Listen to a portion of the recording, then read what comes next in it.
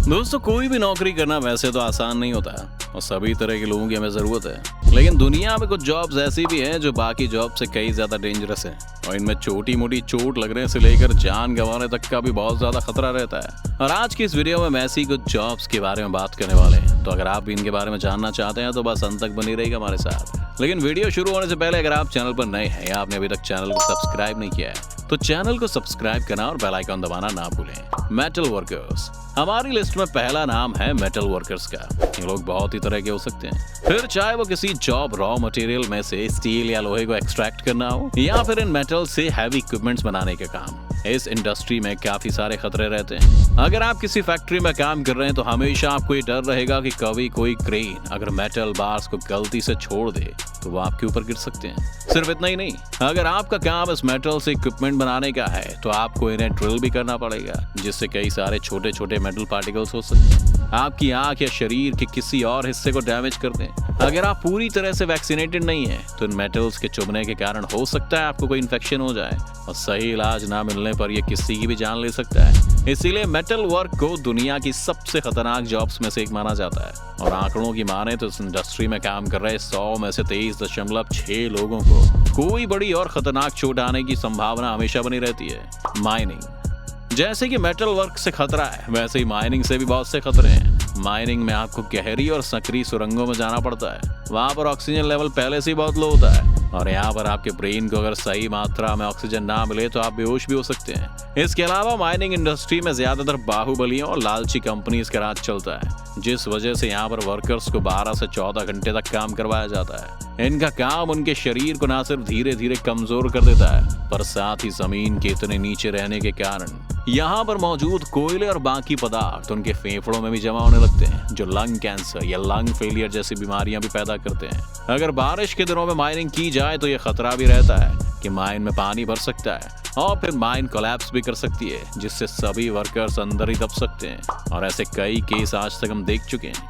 आंकड़ों के हिसाब से माइनिंग में काम कर रहे कम से कम 20.1% लोगों को अपनी जान गंवाने का खतरा रहता है। ट्रक ड्राइवर्स, दोस्तों ट्रक ड्राइवर्स की जॉब एक बहुत ही मुश्किल जॉब है। कई बार लोग इसका कारण नहीं समझ पाते। ट्रक ड्राइवर्स रोज सामान को यहाँ से वहाँ करते हैं, जिससे दुकानों से लेकर फैक्ट्रीज अच्छे से चल पाती हैं। और अगर ये किसी दिन हड़ताल पर बैठ जाएं तो पूरी इकोनॉमी मूव करना बंद कर देगी। इसी इंपॉर्टेंट जॉब के कारण इनके ऊपर हमेशा ही सामान जल्दी पहुंचाने का प्रेशर बना रहता है और इन्हें कभी कभी 14 से 18 घंटे नॉन स्टॉप भी ड्राइव करना पड़ सकता है। बिना आराम के इस तरह धूप में ड्राइव करने से इनकी मेंटल हेल्थ पर भी बुरा असर पड़ता है और इसके रिजल्ट्स हमें एक्सीडेंट के रूप में देखने को मिलते हैं। कभी कभी भारत जैसे देशों में ट्रक ड्राइवर्स खुद को जगाए रखने के लिए कई तरह के नशीले पदार्थों को भी ले लेते हैं, जो इनकी जजमेंट को बिगाड़ देता है और इससे भी एक्सीडेंट के चांसेस काफी तक बढ़ जाते हैं। रोज दुनिया भर में सैकड़ों ट्रक एक्सीडेंट्स की खबरें आती रहती हैं। आंकड़ों के हिसाब से इस इंडस्ट्री में 26% ड्राइवर्स जॉब पर अनसेफ हैं। Police officers and private investigators, जहां हमें सोल्जर्स की लाइफ ज्यादा खतरनाक लगती है वहां हम ये भूल जाते हैं कि एक सोल्जर सिर्फ किसी एक्सीडेंट या फिर किसी वॉर में ही किसी गंभीर चोट का शिकार नहीं हो सकता है, जबकि एक पुलिस वाला रोज ही अपनी जॉब में नए चैलेंजेस को फेस करता है। हर एक कॉल पर उन्हें घटनास्थल पर पहुंचना होता है, जहां उन्हें नहीं पता कि उन्हें क्या देखने को मिल सकता है। इसके अलावा क्रिमिनल्स का पीछा करने में भी एक रिस्क तो है, जिसके साथ वो चलते रहते हैं। बाकी रिस्क की बात की जाए तो एक पुलिस ऑफिसर के तौर पर आप हमेशा एक टारगेट बने रहते हैं और कोई भी जल्दी से आपका दुश्मन बन सकता है। पुलिस ऑफिसर्स को अपनी इन्वेस्टिगेशन के दौरान कभी कभी ऐसी चीजें भी देखनी पड़ सकती हैं जिसे आप और हम कभी सोच भी नहीं सकते और इस वजह से उनकी मेंटल हेल्थ पर भी बुरा असर पड़ता है। यही वजह है कि कई पुलिस वाले डिप्रेशन का शिकार भी हो जाते हैं और इनमें सुसाइड रेट भी काफी हाई रहता है। इसके अलावा प्राइवेट इन्वेस्टिगेटर्स भी हैं, जिन्हें हमने ज्यादातर फिल्मों में देखा है। ये वो लोग होते हैं जिन्हें हायर करके आप किसी की जासूसी करवाने के लिए उनके बारे में इंफॉर्मेशन निकलवाने जैसे काम कर सकते हैं। जहाँ एक पुलिस ऑफिसर के पास एक सरकारी मुलाजिम होने के कारण कुछ सिक्योरिटी रहती है, वहीं प्राइवेट इन्वेस्टिगेटर्स की लाइफ बहुत ज्यादा टफ है और उन्हें बिना किसी सिक्योरिटी के ऑपरेट करना पड़ता है। प्राइम मिनिस्टर, प्रेसिडेंट, वैसे तो ये कैटेगरी आप यहाँ देखकर हैरान हो रहे होंगे, क्योंकि किसी भी देश के प्राइम मिनिस्टर या फिर प्रेसिडेंट को शायद उस देश में सबसे ज्यादा सिक्योरिटी दी जाती है। लेकिन फिर भी किसी देश की सरकार का मुखिया होने का मतलब ये भी है कि आप हर वक्त उस देश के खिलाफ काम कर रहे लोगों की नजरों में रहते हैं, फिर चाहे वो कोई टेररिस्ट अटैक हो या दुश्मन देश के एजेंट्स द्वारा प्लान किया गया कोई ऑपरेशन, आपको हमेशा ही अपनी जान का खतरा रहता है। अगर हमारे देश का एग्जाम्पल लें तो लाल बहादुर शास्त्री और इंदिरा गांधी दोनों ही प्रधानमंत्री रहते हुए मारे गए। इसके अलावा राजीव गांधी को भी इसलिए मारा गया क्योंकि प्रधानमंत्री रहते हुए उन्होंने श्रीलंका की सरकार का समर्थन कर दिया था और श्रीलंका की तमिल फोर्सेस को यह डर था कि अगर वो दोबारा सरकार में आते हैं तो वो उन्हें फिर से नुकसान पहुंचा सकते हैं। Garbage collector, sanitary workers.